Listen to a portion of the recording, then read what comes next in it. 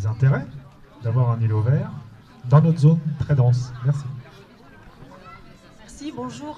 Donc, moi, je suis Dalia Obed, gérante de la société PHC qui travaille dans le domaine de la santé publique et je suis membre de la GIF. Donc, je voudrais présenter l'impact de l'aménagement de l'îlot Pérens sur la santé des Gentiliens. Mais avant de commencer, j'aimerais bien échanger avec vous pour avoir une définition de la santé. Donc, si quelqu'un a envie de donner une définition de la santé, j'en serais ravie. Bien respirer. Personne. Ok. Bon, la santé n'est pas l'absence ou la présence d'une infirmité ou bien d'une maladie, mais selon l'Organisation mondiale de la santé, il s'agit d'un état de complet bien-être physique, social et mental.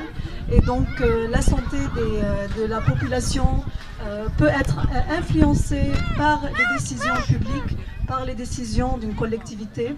Et donc, les décisions de la collectivité peut influencer des conditions environnementales, culturelles et sociales. Donc, ces conditions, on les appelle déterminants de la santé. Donc, je vais vous faire passer le diagramme pour avoir une idée sur les déterminants de la santé.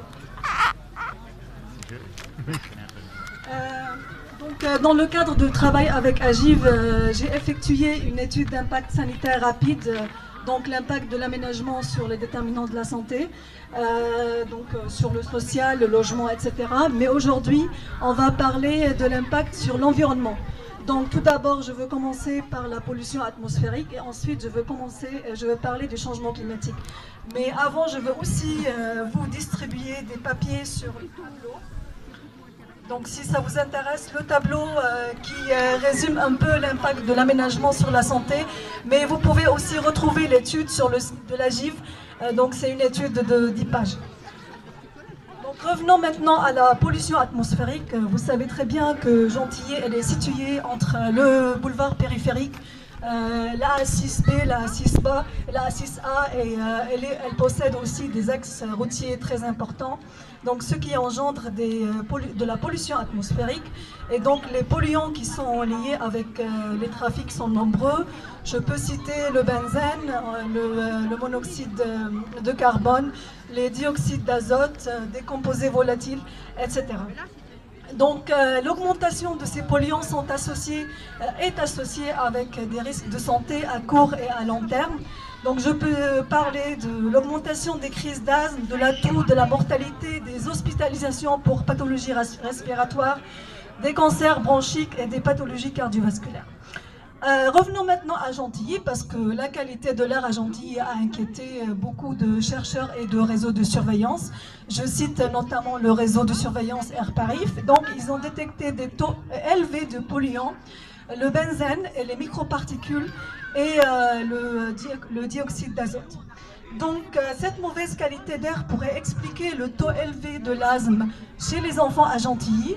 Par exemple, sur l'année 2014-2015, le nombre de projets d'accueil individualisé réalisés par le médecin scolaire pour asthme a été particulièrement important. Là, par exemple, on a dans les maternelles 27 PAI réalisés. Donc, sur 27, on a eu 20 enfants qui ont de l'asthme. Et sur les 50 PAI réalisés en primaire, on a eu 36 qui concernaient l'asthme. Et ces données sont établies par le diagnostic local de santé qui est fait par la mairie de Gentilly. Donc bien sûr, il y a des solutions pour lutter contre la pollution atmosphérique et pour diminuer le taux des polluants. Une des solutions qui est faisable, et j'insiste sur faisable et immédiate, c'est de garder les espaces verts. Parce qu'il y a des études internationales, et il y a une étude notamment dans l'université de Birmingham en Angleterre, qui a démontré que les arbustes et les arbres pourraient absorber des quantités importantes de polluants, et notamment les microparticules et le dioxyde d'azote. Donc le taux d'absorption est à peu près de 40% pour le NO2 et de 60% pour les microparticules. Là, je veux parler du changement climatique. Donc, vous savez tous que le changement climatique, c'est un facteur universel, c'est un facteur planétaire. Mais les politiques des villes permettent d'accentuer ou non les répercussions du changement climatique sur la population locale. Donc, dans le cas de l'aménagement de l'îlot Perrin, cet étalement urbain pourra accentuer la vulnérabilité de Gentilly face aux trois événements qui sont extrêmes. Donc, ces événements sont maintenant associés avec le réchauffement climatique. On voit partout dans le monde de la sécheresse, on voit des canicules, on voit des inondations et des îlots de chaleur.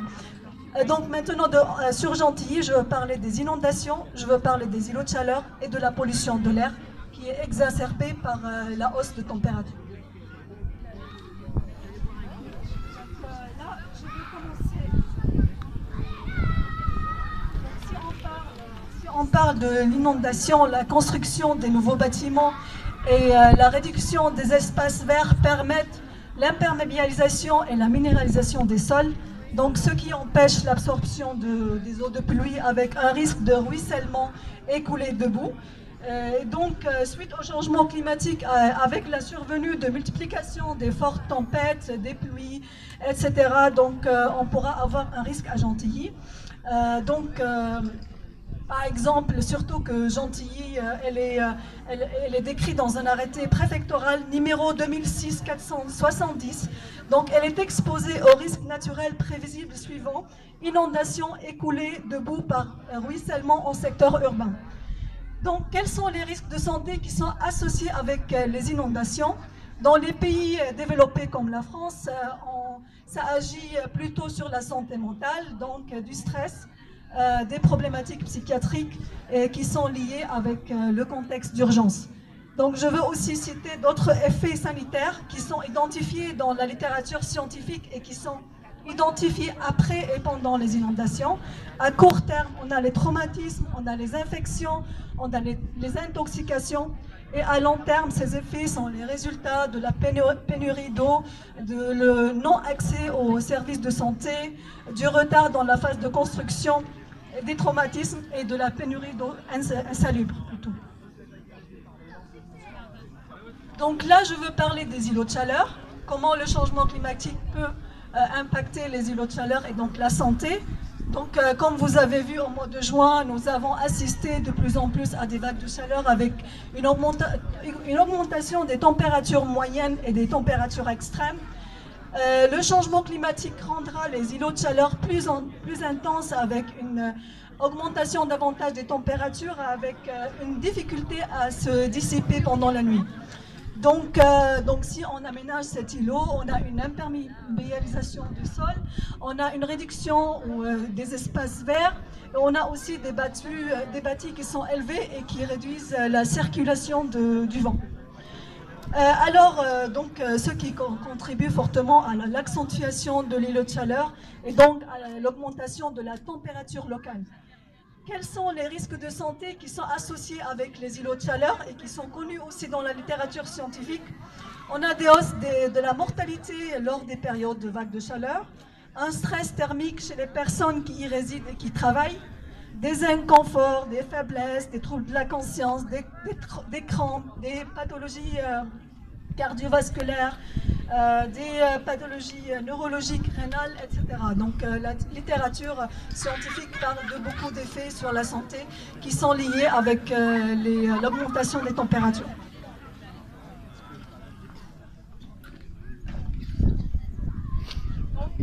Là aussi, je veux vous faire passer un diagramme qui parle un peu de Paris. Ici, on augmente l'espace vert et si on laisse l'espace vert tel qu'il est. Je vais terminer aussi avec la pollution de l'air et le changement climatique. Donc le fait qu'on a des polluants primaires qui sont assez élevés, je viens de parler du NO2 et des microparticules. Donc en période d'ensoleillement très fort et en période d'absence de vent, on peut avoir la formation d'un polluant qui est secondaire et qui s'appelle l'ozone. Et aussi dans la littérature scientifique, on a beaucoup d'effets de santé à court terme et à long terme qui sont décrits par rapport à l'ozone. Donc pour réduire le taux d'ozone, il faut alors réduire le taux de polluants qui sont primaires, donc comme le dioxyde d'azote et les microparticules, et qui sont émis en grande partie par le trafic routier. Donc dans le cas de l'aménagement de l'îlot de Pérens et la réduction des espaces verts, cela ne permet pas de réduire le taux des polluants de fond, ce qui aggrave la qualité d'air davantage lors d'une vague de chaleur. Donc je termine maintenant. À votre avis, comment lutter contre la pollution de l'air et les conséquences du changement climatique à Gentilly? Donc, je répète ce que je viens de dire. Des mesures pratiques et rapides à mettre en place sur le plan local. Augmenter la superficie des espaces verts en pleine terre. Augmenter le nombre des arbres et des arbustes. Ce qui pourra diminuer la pollution atmosphérique et l'impact du changement climatique sur les îlots de chaleur, sur les coulées de boue et sur le ruissellement. Et donc sur Gentilly. Merci beaucoup.